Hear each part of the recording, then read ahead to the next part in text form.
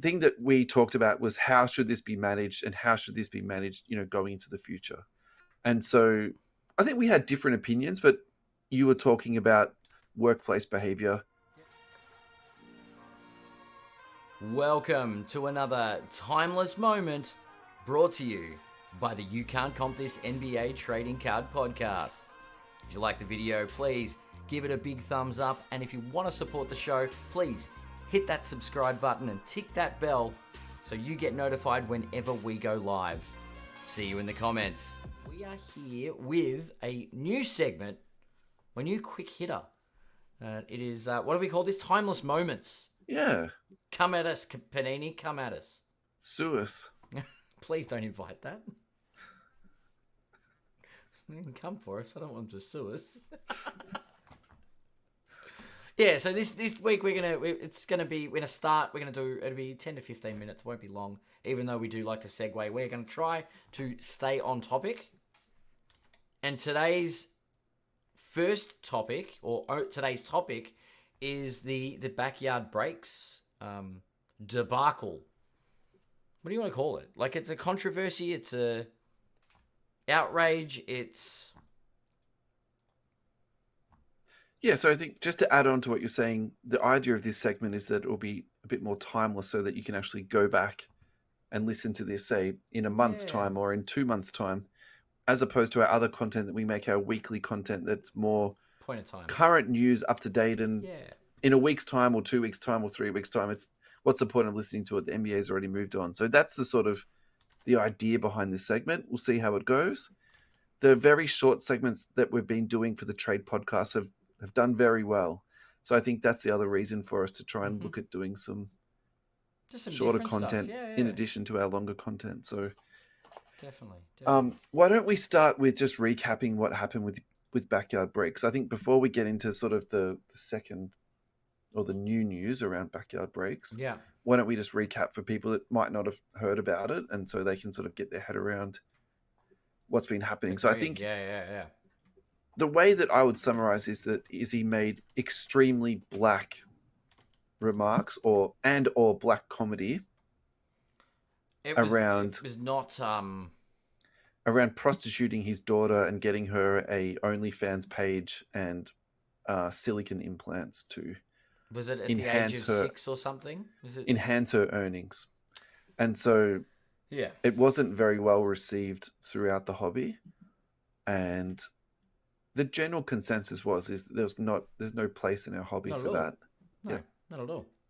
And I think if we're being realistic about backyard breaks, is that they've often been line steppers in a multitude of different things. And I'd also say too, they haven't been afraid to step away from controversy, in that they probably know that controversy brings them clicks and brings them a little bit of notoriety and increases the airtime that they will then receive from people. So I think we should publicity is good publicity, right? Absolutely. And I think that is like if I've learned one thing from doing podcasts, is that there is no such thing as bad publicity. Even if someone is saying that you're crap, it means they're listening to your content and they're taking the time to interacting with your content. That's right. They're engaging with you on some level. So I think that's probably like what I've learned. And I would bet that's what backyard breaks is depending on in that particular instance. So I think maybe the most famous one for me that they did is when they did that giveaway. They did a giveaway, and when a fantastic card came out of it, they basically reneged on it.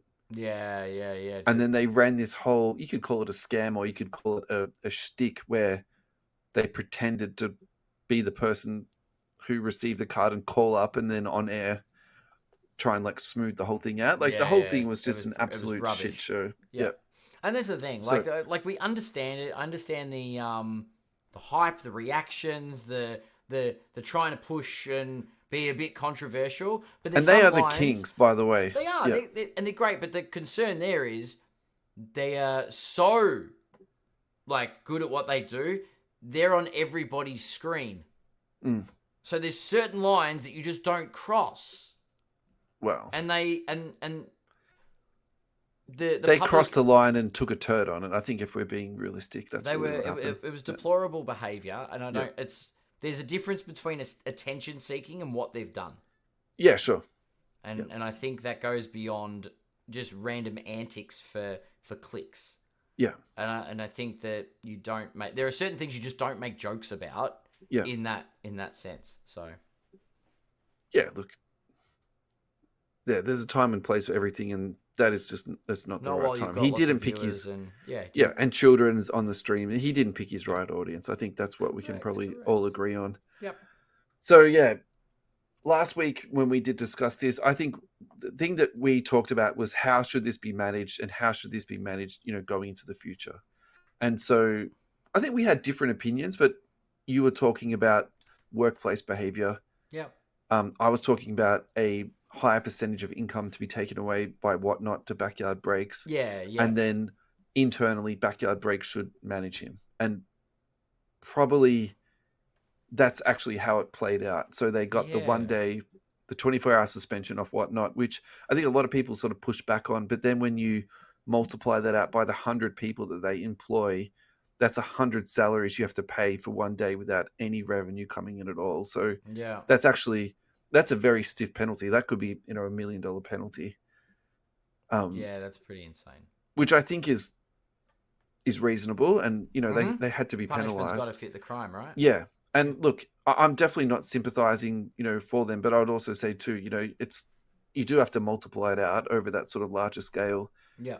And then the internal management part, look, I had the feeling of that's what it had to be, but did I expect that's what the outcome was going to be? Absolutely not. So this is from Backyard Breaks Instagram. I'm just going to read the whole thing. Backyard Breaks is built around an inclusive community that welcomes all sports fans and collectors. The recent comments shared by Grant and Bugsy do not align with the core values and principles upheld by our leadership, nor do they reflect the 100+ team members who we proudly consider family. This moment does not reflect how we conduct ourselves as an organization, nor the care and professionalism our breakers consistently demonstrate. We are thoroughly reviewing our streaming practices and implementing new internal policies to ensure this does not happen again. To our community, please know we are taking this seriously and continue to improve every day. So I think that is a pretty decent response. It's a good response, but I'm curious to see what that looks like. So then that was followed up. I was going to say, I'm used to people blowing smoke, right? Yeah, so Grant followed that up. I would like to sincerely apologize about the comments I made on stream Tuesday. My words and actions were completely inappropriate, and to say I crossed the line is an understatement. There's absolutely no excuse for what I said. An apology alone isn't enough. I'll be taking some time off and stepping away from the Backyard Breaks to reflect on my actions, and I will be seeking help to hold myself accountable moving forward. I need to be better, plain and simple. I need to be more aware of my words and actions, and that my words reach many people. To the community that is in my stream every day, you know my heart, this is not who I am. To those I've disappointed, I hear you. I understand your frustration, and I am truly sorry. To everyone, including those who have been hurt or offended by my comments, I offer my deepest apologies. Thank you, Grant. So I'll turn this over to you. I think it's great to hear your perspective in this space. Yeah, look, I think this is the very minimum that needed to be done. Okay. And once again, I'm going to double down on I want to see what this looks like moving forward. Sure. I think it's good. It shows the accountability factor, which is exactly what I was looking for, some level of accountability to the wrongdoing. We'll see how it's handled as far as him stepping away and looking to get help and all that. Sure. We'll see what happens when he comes back. Right? And we'll see what Backyard Breaks does in that space of, if in 3 months' time there's an incident where they've pushed the line again, then we go, this is all nonsense written by legal to tick a box.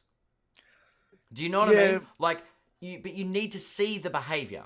Of course. So you're going to wait and say, okay, we hear you. We appreciate you've handled the matter.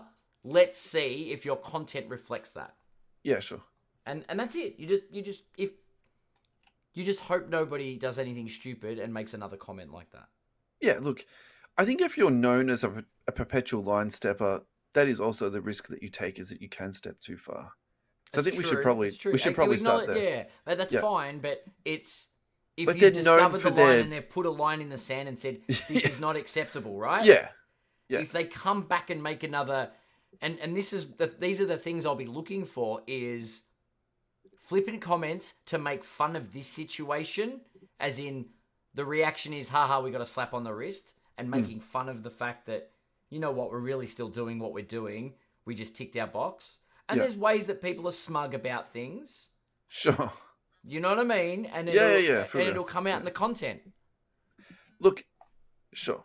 So I would say, I probably think in my head this is going in a different direction to what maybe you're painting. And the reason I say that is because we've now had 3 responses. Whatnot has responded, True. Backyard Breaks has responded, and then also Grant has too. And so I feel like you're right. They different. realize how serious it is. That's right. That's different to just Whatnot responding and doing something. Can I contextualize it? What I'm saying is, if a Joel Embiid like comment comes up in one of their breaks, and I'll go back to what I mean by that, but in one of their breaks, then I'm going to raise an eyebrow. Sure. And the Joel Embiid comment was, "You looked really good today, Joel." He goes, "Yeah, I was scared I was going to get traded." And this is after the Luka Doncic comment, right? After the trade. Yeah. Do you know what I mean? That smart ass, tongue in cheek. Oh, I wouldn't want to get taken off the air for talking about the wrong thing. If they do, Yeah, sure. If they make a smart ass jab at it, that is exactly the kind of content where you know it's a slap on the wrist and it's all public face work. Yeah, look. Yeah, what I'm about to say here is not supported by any evidence at all. This is pure like conjecture for me, but I think the cancelling part is probably also important too, because maybe there's something going on for the guy. Like it's a pretty unhinged thing to say. So and exactly, maybe he's dealing with some Sure. type of illness. Maybe he's dealing with some type of substance ingestion. Again, I'm completely speculating here. This is not fact.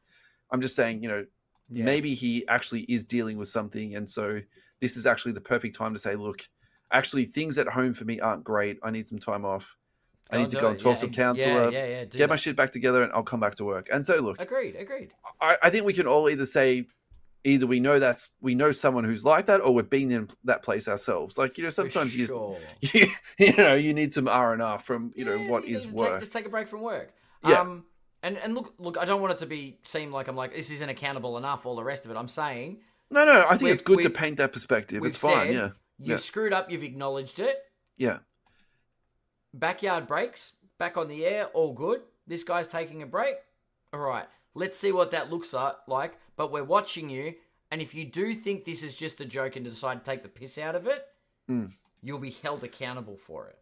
Yeah, I think the other thing that's a little bit interesting too is that I think trading cards really is a subculture. For sure. And so when I say subculture, it's not something that's particularly in the mainstream. Like if you interview 100 people on the street, how many of those people are going to be collecting trading cards? Maybe 2 to 3 to 4 to 5, something in that range. Yeah. Like I think a very small percentage of the population collect cards. Yeah, true. And so I think that also attracts maybe people that you might describe as nerds, or maybe they're not jocks, or socially awkward. Maybe socially awkward. So I think also too, the outrage that these people have expressed is probably a good representation of who are the people actually in the hobby. And so maybe that's something that actually, look, Backyard Breaks have brought a lot of people into the hobby, and I think they've done a lot of good things, and I'm not trying to discount that. But, also too, the core people of hobby are probably, and I'm including myself in this conversation, a bunch of fucking nerds, man. That's true, but there's still, for what was said, there's still no place for it. No, of course. But it doesn't matter if you're a nerd or a jock or what. No, but no. And I agree with you. But what I'm trying to say is, of course, people are going to be outraged about this and come together as a community to fight it. Create the petition. Yeah. Like, most hobbyists aren't UFC fighters. They're more the thinking kind. They're going to speak to their typewriter. That's right. And how do you combat peacefully something? Well, you put together a petition and you try and get a guy off the air. And so the petition won. I think, and that's also a very powerful thing that we just sort of experience as a hobby too. Yeah, so agreed. I'm kind of I think actually, people say, oh, the hobby's dead and it's going down the tubes, all that type of stuff. Like, it's not. The hobby's in a very healthy place, and also it's growing too, and the community is changing. Yeah, right, for sure. And I think let's take this back to regulation. Like, yes, there wasn't enough regulation, to manage something like this, but also the hobby self-managed in this instance, and I think we did, a good job of that. So People were that's my silent. closing thought. Yeah, on and that's the this. thing. Yeah. Like, I'm very much, let's wait and see. If you heard your apology, accept that you acknowledge what's wrong. Let's move forward. Yeah. And yeah, we're keeping an eye out. If we see a repeat of this behavior, we'll know that it was all lip service. But we hope it's not. Yeah. So thank you, everyone, for listening to our first edition of Timeless Moments. We hope this is something that's going to continue. And yeah, and if you like the video, if you're up on YouTube, give us a like, give the video a like, drop us a comment. We respond to all the comments. Yeah. Thanks, Ad. Thanks, Russell.